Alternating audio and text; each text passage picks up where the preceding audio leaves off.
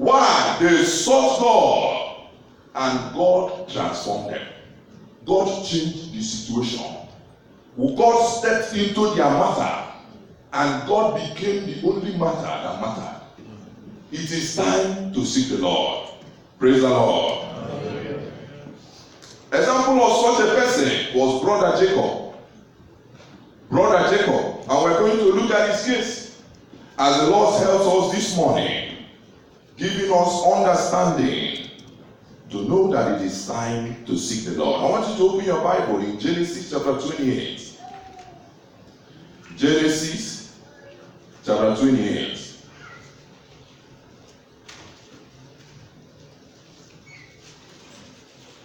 Genesis chapter 28, verse 1. And Isaac called Jacob and blessed him, and charged him and said unto him, Thou shalt not take a wife of the daughters of Canaan. Verse 10. And Jacob went out from Beersheba and went toward Haran. And he lighted upon a certain place and tarried there all night, because the sun was set. And he took of the stones of that place and put them for his pillow, and lay down in that place to sleep. And he dreamed. And behold, a ladder set up on the earth, and the top of it reached the heaven. And behold, the angels of God ascending and descending on it. And behold, the Lord stood above it and said, I am the Lord God of Abraham thy father, and the God of Isaac. The land whereon thou liest, to thee will I give it, and to thy seed.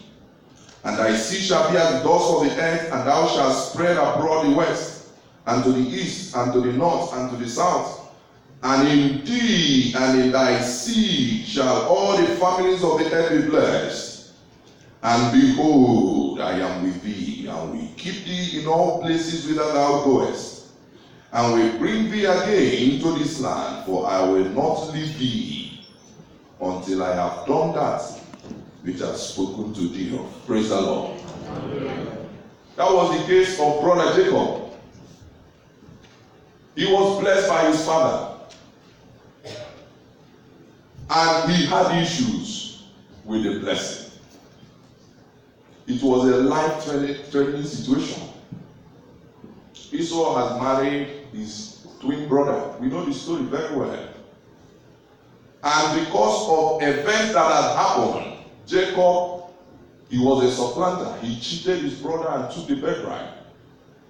And now Esau said, Lo, my father is about to die. When he dies, I'm going to kill this Jacob. And it was serious.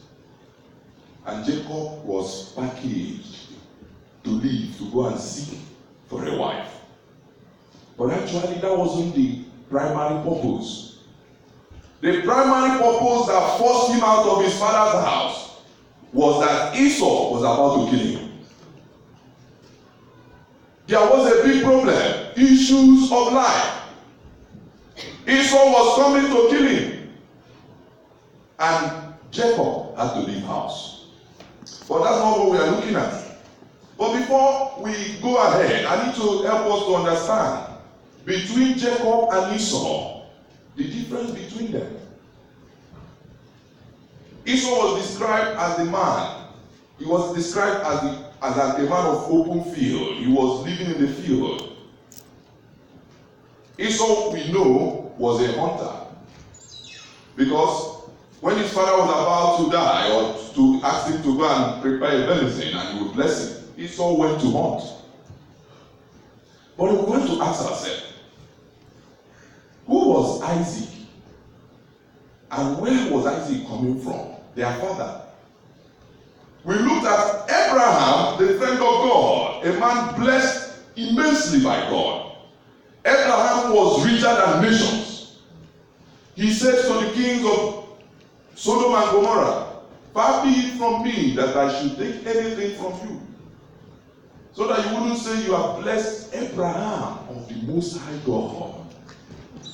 He was very wealthy. Isaac, as well we know, was so blessed that the Philistines became what? Jealous of him. Very jealous. He was so blessed. He was blessed. So you tell me, what could have happened to the son Esau? Isaac inherited the blessings, the material wealth of Abraham. And in that also, he became so wealthy in himself as well from God. So what is Esau looking for in the bush? What is he wanting? Abraham had thousands of flocks. Isaac the same thing. What is Esau looking for in the bush? What animal will you catch that is not in the house? Praise the Lord. Some of us will behave that way. In our Father's house are what? Many mansions. But are we not leaving it to seek uselessness that is outside? Esau was hunting grasshopper. While there were flocks everywhere, what are you chasing outside God, your Father? What are you chasing? What do you think is good and better outside there that will not make you focus on your Father's house, the kingdom of God? What are you looking for outside? It is time to seek the Lord. But this morning we are not talking about Esau. The Bible called him a profane person, a worthless fellow, a useless fellow. And that's why we're not talking about him. The Bible even warned us. Let nobody be like Esau. When he finally thought, oh, let me come back and look for these in my father's house. The Bible says you never had the opportunity again. We're looking at Jacob, brother Jacob, this morning. Jacob, we know, was very domestic. He grew up in the house. He had never slept outside. He's always around in the house. But a problem when it arose, Jacob was forced out of the house. He was forced out. I don't know this morning what the things that are pushing you is forcing you. It is like a burden in your life. It becomes a cycle. It becomes a torment to you. And there you are outside the house of your father. This morning, it is time to seek God. It is time. Look at the experience of brother Jacob. Jacob found himself in the field. For the first time he slept in the field, he used stones to make pillow. That was Jacob. And in that night, God saw before this man, before this young fellow loses his destiny, God appeared to him. The Bible says Jacob saw a dream. He saw the heavens open, and between the heaven and him was a ladder. God himself was standing on top of that ladder, and Jacob began to see that angels were ascending and descending.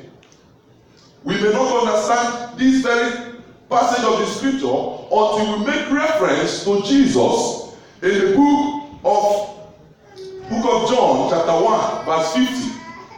Jesus, let's open to that place. Let's just read it quickly before we go on. John chapter 1, verse 50. John chapter 1. When Jesus was talking to, what's his name again? Nathanael. Jesus told him, I saw thee under the juniper tree. And he called him and said, you are the Lord. Jesus said, look at verse 50. Jesus answered and said unto him, because I said unto thee, I saw thee under the fig tree, believest thou? Thou shalt see greater things than these. And he said unto him, verily, verily, I say unto you, hereafter you shall see heaven open, and the angels of God ascending and descending upon the Son of Man. Who was that ladder? Jesus. Jesus. The God man that connects us to God. Praise the Lord. He is that ladder that appeared to Jacob when he was about to get into the journey of destiny. That ladder came to connect him to him who only can make destiny come true. And the Bible says angels were ascending and descending. Why not the other way around? I don't know how we read our Bible. Why not the other way around? Angels should be doing what? Descending and ascending. But no, Jesus repeated it the same way we read it in Genesis. They were ascending and descending. What were they coming to do? They came to carry him on the wings of grace, on the platter of grace, on the platform of grace to God. God was there waiting. If you read the Bible, says he was standing on top of the ladder, waiting for this man Jacob to come to make out of him the destiny that God desired for him. And the Bible says God gave him great promises. God gave him promises. This is what your life will be. God spoke a lot of things. You will be great. This land you will possess. Amen. I will be your God. I will always be with you. And that's the same promise that God has made to us. The Bible says, I will never leave thee nor do what? Forsake thee. The Bible says, in him we are complete, who is the head of all principality and power. Great promises. But like Jacob, when Jacob woke up, I want you to look at that passage. Genesis chapter 28. When Jacob woke up, look at what he said. And that's the danger that many of us have found ourselves in. That was where he missed that ladder. Genesis 28, in verse 16. And Jacob awaked out of his sleep, and he said, surely the Lord is in this place, and I knew it not. And he was afraid and said, how dreadful is this place? This is none other but the house of God, and this is the gates of heaven. And Jacob rose up early in the morning, and took the stone that he had put for his pillow, and set it up for a pillar, and poured oil upon the top of it. And he called the name of that place Bethel. But the name of the city was called Luz at the first. Look at verse 20, his prayer. And Jacob vowed a vow, saying, if God will be with me, and will keep me in this way that I go, I will give me bread to eat, and raiment to put on, so that I come again to my father's house in peace. Then shall the Lord be my God. Praise the Lord. That was where he missed it. God has already said, I shall be with you. This land you will possess from the breadth to the length of it. But look at the prayer of Jacob.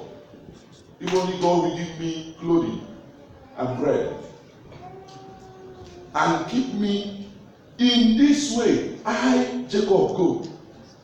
In Jacob's way. In Jacob's way. He said, then, not now. When God appeared to him, God introduced himself as the God of Abraham and the God of Isaac. God wanted to be his God at that moment, from that moment. But Jacob postponed his time. He missed the time. Remember what we're talking about? Time to seek the Lord. He postponed it. He said, Lord, no, not now. Not now. It is until you give me bread and raiment. Are we not doing the same? Are we not doing the same? What are we chasing outside every week? God has great promises, destiny for your life. But are you seeking him? Jacob began religious rites. He took up oil, took a stone, like we are doing today. Religion. He was even more concerned about the place than God that revealed himself. He began to name the place. What has the place to do with your destiny? Is it a place that will give you all that God has said? No. It's God. It's God. And Jacob missed it. He said, then, I don't know what you are looking for now. And you are thinking, when I get it, then you will be my God. What are you looking for? And you are postponing your time of visitation. The time that God wants to make you, he said, I will make you. Jacob missed it. He missed it completely. And from that time on, look at chapter 29. Chapter 29 verse 1. Then Jacob went on his what? Are we looking at our Bible? Yes, sir. Jacob went on his journey. Are you on your journey? God came to walk with him. God came to take him on God's own path for his destiny. And he said, no, just give me bread and clothing. And keep me in my own way, my way. He went on his journey. Remember, his destination was to go and marry and get back to his father's house. And he missed it. And that was painful. It took Jacob 21 years. 21 solid years. Because he missed the time. He missed God at that time. Some of us are wandering in life because God gave us opportunity some time ago. Probably. And we miss it. My prayer is that you wouldn't miss God's time again. Amen. In the name of Jesus Christ. Amen. And God will recover us from wherever we have wandered away in Jesus' name. Amen. Jacob missed it. 21 years. When he got to where he was going, because of time, we will not go into details of that. Jacob decided on his own to do labor than favor. You say, God, no, not now. On my own way. And God decided to leave him. When Abraham sent his servant to go and look for a wife for Isaac, how many days did it take him? How many days? Come on, we are Bible students. 3 days. 3 days. When that servant, what's his name? Eliezer. When he came to this same place that Jacob was going, what did he do? He knelt down. He remembered, without God, I cannot. He prayed. He prayed. But the case of Jacob, did he pray? No. He was busy talking with the men of the city. He was busy. His own way. Man's own way. He was talking with them. And they were telling him, oh, this is this, this is that. And they were waiting for the stone to be rolled away. The moment Jacob saw Rachel, what happened? Jacob went by himself. Look, they were waiting for people to come together and roll it. By himself, the strength of man, he rolled away the stone and started to water the flock of Rachel and whoever who cares. What we do by ourselves. When he got to the house, he said, I will choose to serve 7 years without pay. Without pay. Free. For the sake of Rachel. No prayer. I will serve. 7 years. At the end of 7 years, he was cheated. He spent 14 years of labor to get his own way. Jacob could have prayed, Lord, in this house there are 2 ladies. Which of them do you want me to marry? No. 14 years of his life wasted. I don't know what you are wasting your life on. And the Lord is talking to us this morning. It is time to seek the Lord. He wasted it. And at the end of the whole time, the Lord came again. God is a God of second chance. He came again. He said, Jacob, if you want the blessings of God, you will go back to Bethel. And Jacob started preparing. But I want to let us know.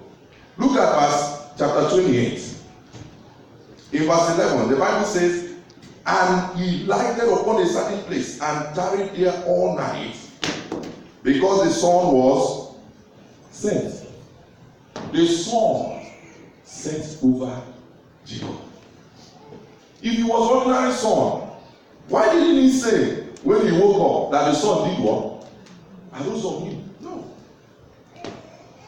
Some of us, it could be that the sun is set on us. It could be. It took 21 years for this sun to rise over Jacob again. Are you on your journey? Or are you on the journey with the Lord? Which journey are you on? At the end of 21 years, what Jacob labored for? What he labored for? Did he get home with it? Did he get home with it? No. All he labored for was for Rachel. Did Rachel join him when he met his father? No. He lost her as well. What Jacob spent his life chasing was buried under the oak on the pathway. What are you thinking you are going to get outside God? Outside his plan for your life? What is that thing? Jacob was an example. He lost it. Yes, the primary problem that chased him out of the house was coming. Esau was still coming. Now, the problem increased. Esau increased. 400 men on chariots coming. And this man was on his way to Bethel. He was on his way to Bethel. He started playing the gimmicks, the old Jacob. He sent the children of Leah. Sent Leah herself.